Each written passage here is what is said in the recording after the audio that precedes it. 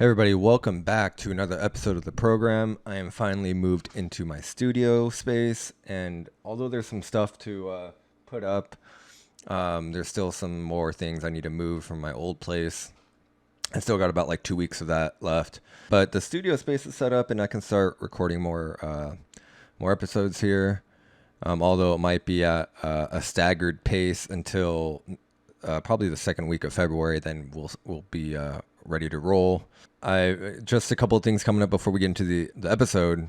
Bruce Fenton has agreed to do an interview, so I'm gonna set that up. We don't have a time or anything, but we have like a verbal agreement, and I'm gonna ask him a few questions about the out of Australia theory specifically, as well as some other things that might whatever I think of along the way. Anyway, this article here is about Easter Island, and it's titled "The Mystery of Easter Island Revealed?"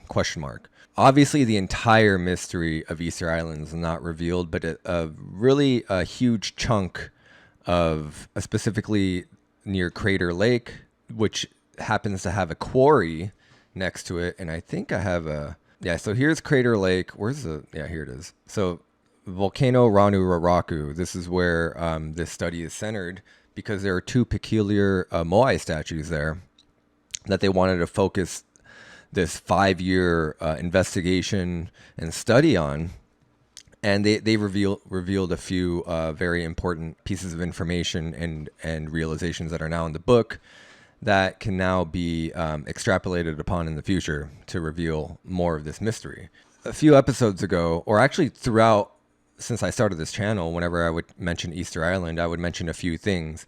One, that on Easter Island is a volcano that happens to be above water, but back in the Pleistocene, it was more of the island was above water, and what's there now was the top of these mountains, which again had a volcano on top, which I think it last erupted about 40,000 years ago, something like that. The most recent one. There have been eruptions, as far as I've read, back 400,000 years, 500,000 years ago, and I think the most recent was about 40,000 years ago.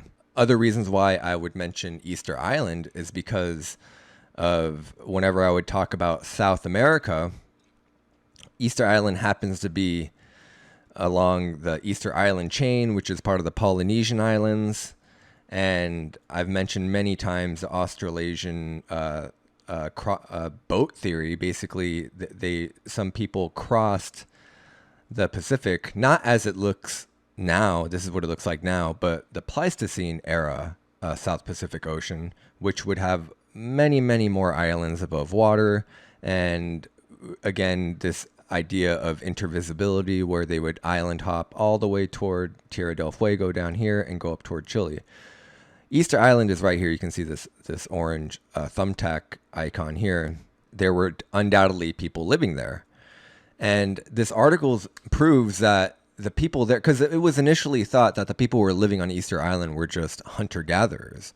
But then when you zoom in, it only takes 3 hours to walk the length of Easter Island. What is there to hunt and gather there? That was the biggest question plaguing archaeologists, anthropologists alike. So what instead happened was they started excavating these moai, and then they started connecting the dots. So here are some of the dots that they connected. Ancient Rapanui carvers worked at the behest of the elite ruling class, whoever that was, probably their monarchy. They think that there was some sort of culture,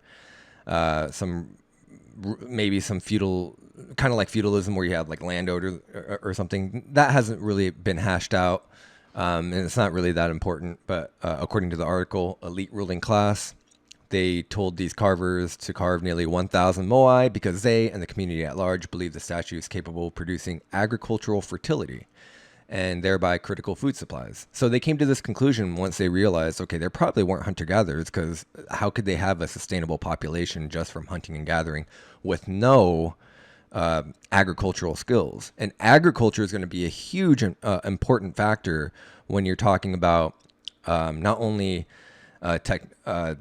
their advanced culture in terms of having agriculture and cooking and quarrying and all of these things that seemingly would take generations to hammer out and figure out and get down to a science. So it totally makes sense that they would come to this conclusion when they first thought they were just hunter-gatherers who didn't really have any of these skills.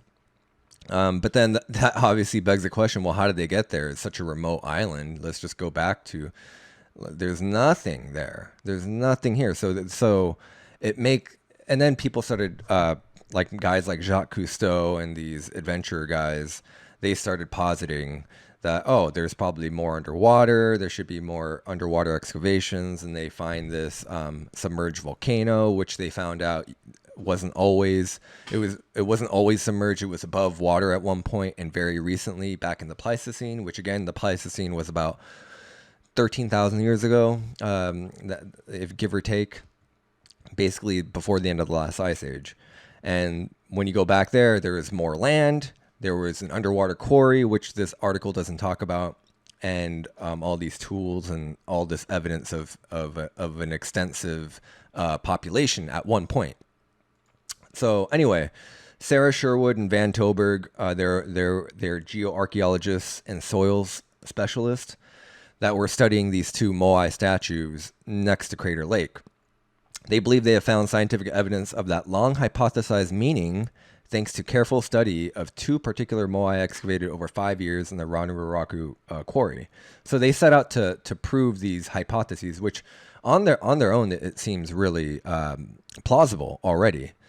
So now that their research kind of not exonerates, but it puts this theory into the books, and it's pretty much all but confirmed because of what they found. So they focus on the two monoliths within the quarry, and the quarry is, here's some pictures. This is what it looks like on the surface. The quarry, very, very interesting stuff. Here are some more pictures here, and it's also a tourist site now. And the reason why this became a center of inquiry, and the reason why they chose this site, is because they knew this quarry had to have been at least some of the source. They say it's the source of 95% of the Moai statues that are standing now, which could be true. And I have a theory about that as well that I'll go into later. But they found these two unfinished ones that were in the middle of being quarried. You can see them lying down in the face up, facing the sky. So they're like, okay, this definitely was some place where a sacred place they found later, that they were creating these statues in order to, at the time they were under the impression that these had a direct effect on their crop yield, their fertility, all of these things. And so it became part of their culture, and it became a point for them to do this and spend resources and manpower doing this, because it was significant enough.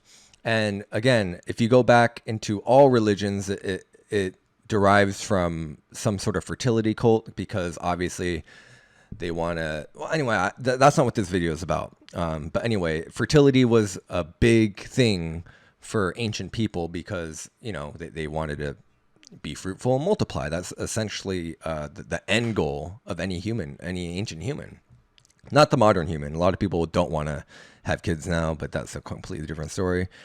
So anyway, so they found out, they tested the soil. The samples from the same area show evidence of foods such as banana, taro, and sweet potato. So right then and there, the whole theory, the first theory of the inhabitants of Rapanui being hunter-gatherers is just bunk, and it's out of there. These were people who had not only the skills and know-how, but they had it was embedded in their culture to do this. They quarrying became part of their culture because they were such hardcore farmers and agriculturalists. They were seeking to influence their environment through supernatural means, which is what we see as supernatural means, which is again by creating more of these statues and littering them all over the island. Which I think, yeah. So you can see this graphic here. You can see all of these islands. All of these statues are on the perimeter of the island here. So I don't think these things were here before in the Pleistocene, because in the Pleistocene, all of this there would have been more land. So there would have been a huger landmass, and I think this came after the rise in sea level, but that's just my hypothesis. I think the underwater quarry probably was a quarry like Rano Raraku, that may or may not have created these same Moai statues, but were littered in what is now underwater land. If that makes sense. But again, more work needs to be done. Jacques Cousteau is really, and other adventurers like him, were really adamant about Easter Island should be one of the main hotspots for underwater archaeology. Not just shipwrecks and stuff, but to really map out the seafloor there, or to a certain degree, not the deepest waters of the Pacific, but the land around the Easter Island chains. Anyway, Van Tilburg and her team said the analysis showed the quarry wasn't just a place for carving statues, but also the site of a productive agricultural area, because it happened to be the quarrying process happened to make the soil richer. So their new analysis humanizes the production process of the Moai. I think my interpretation of that sentence is there are a lot of people who think that it was just UFOs, extraterrestrials, who came down and put those things there. That to me is a classic God of the gaps fallacy, or aliens of the gaps fallacy, which is basically we don't have enough information yet, so we'll just plug this in with this type of speculation, which insert UFO and aliens. Some people still think that at some point, like in the remote past, that there was some ET contact. I don't subscribe to that because there's no hard evidence of that. Although I've heard a lot of the circumstantial evidence, I've heard a lot of the anecdotal evidence, I've heard a lot of the evidence, or a lot of the stories rather, from locals talking about what people think are ETs. But I don't even go there. I just deal with the what's on paper and what's been documented. So Van Tilburg again has worked on Rapanui for 3 decades, but this particular study is 5 years, including the excavations. So one of the things that they wanted to point out was the soil fertility. So the soils in Rano Raraku are probably the richest on the island. There was a fresh water source in the quarry, which is Crater Lake. And all of the practice of quarrying itself and all of these other things help boost the soil fertility and food production in the immediate surroundings. So not to mention that the quarry rich in clay created by the weathering of lapilli tuff, which is the local bedrock. That this all when I was reading about this the first time, the soil around the quarry, it made me think of terra preta, which is in the Amazon, found in the Amazon, which is allegedly some of the most fertile soil ever that was man-made. And they say that terra preta was a mixture of charcoal, bone chips, manure, and some other stuff. And they were using that to grow basically what it was, like a lot of these exotic fruits and a lot of these exotic plants, which require a lot, not just fertile soil, but a rich, nice water source, humidity, all of these things.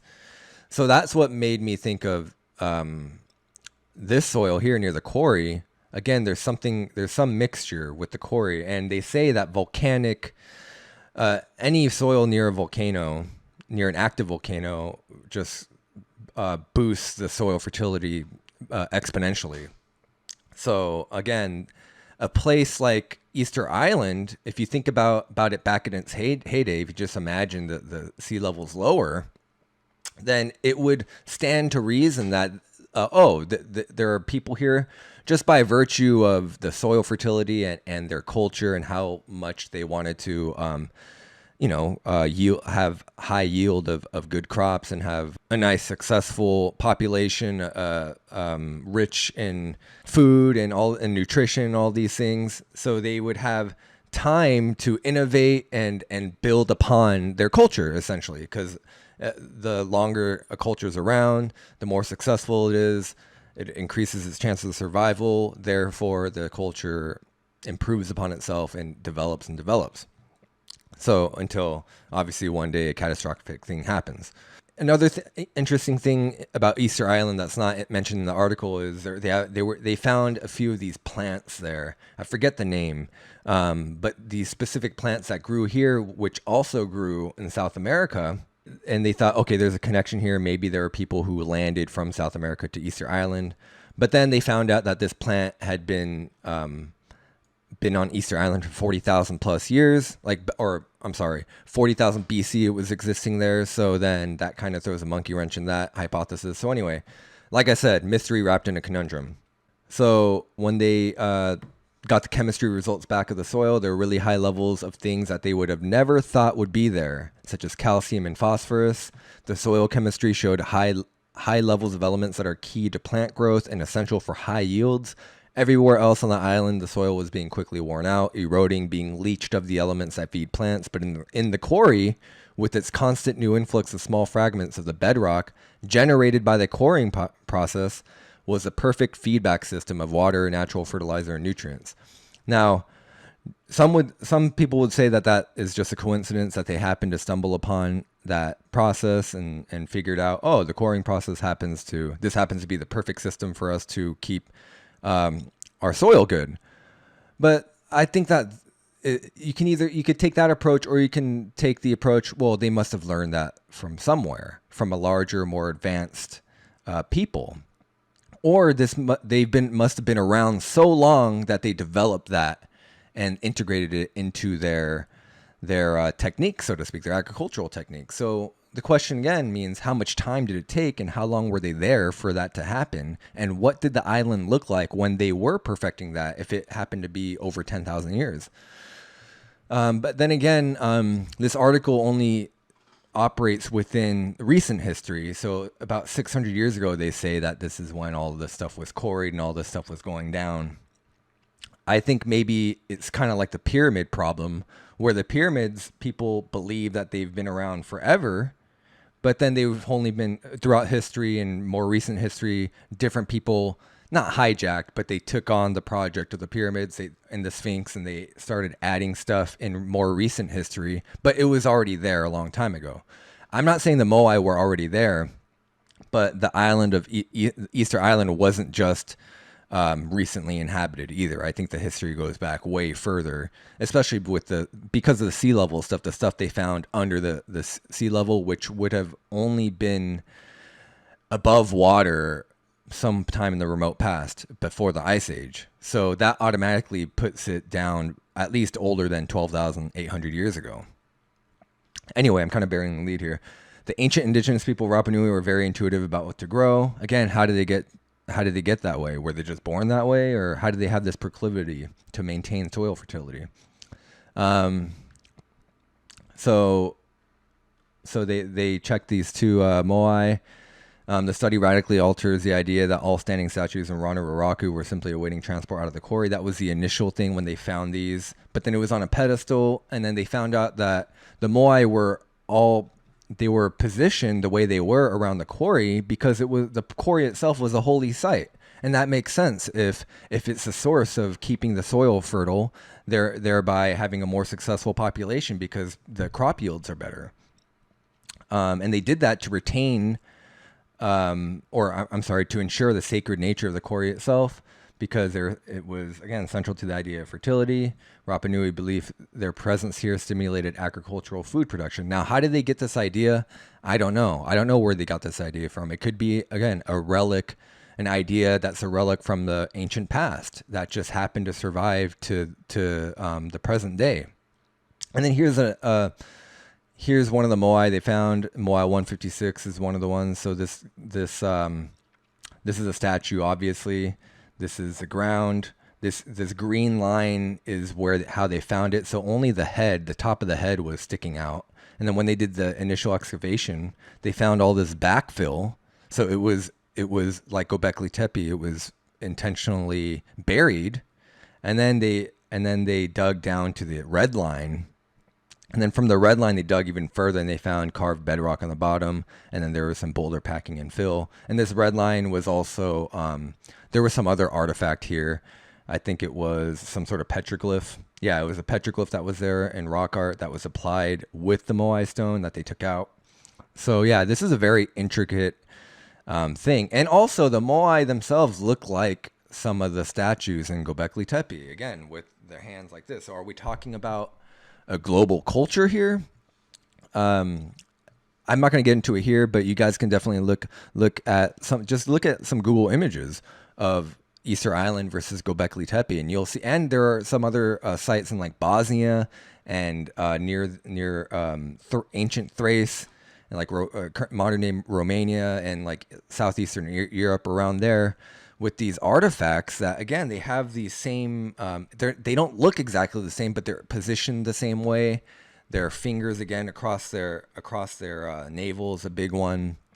And I did an episode on that about a year ago.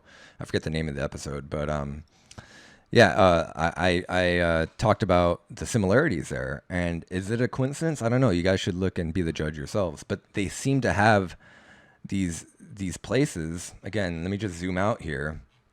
They seem to have the same type of capabilities in terms of growing growing plants and agriculture, this belief system of influencing the fertility of their environment, and so on and so forth. And it's really, really far away from each other, obviously, right? Here's Easter Island, and then here's Göbekli Tepe in Turkey.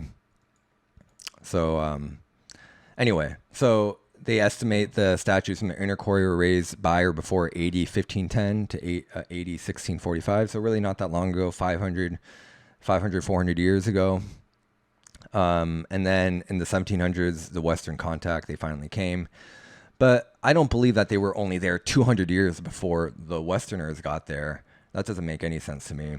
But anyway, let me know what you guys think about this, about the Moai, about how old Easter Island is, how long has it been around, what do you think they were doing there, what was it like in its heyday, was it just a small, where is it, where's my, was it just a small triangular island, or is there more underneath the water here, and if it did, what did it look like, what did this, was there a huge chain here, do you guys think that, what do you guys think about mapping the underwater, at least mapping the chain of Easter Islands and the Pitcairn Islands and some other Polynesian islands as well?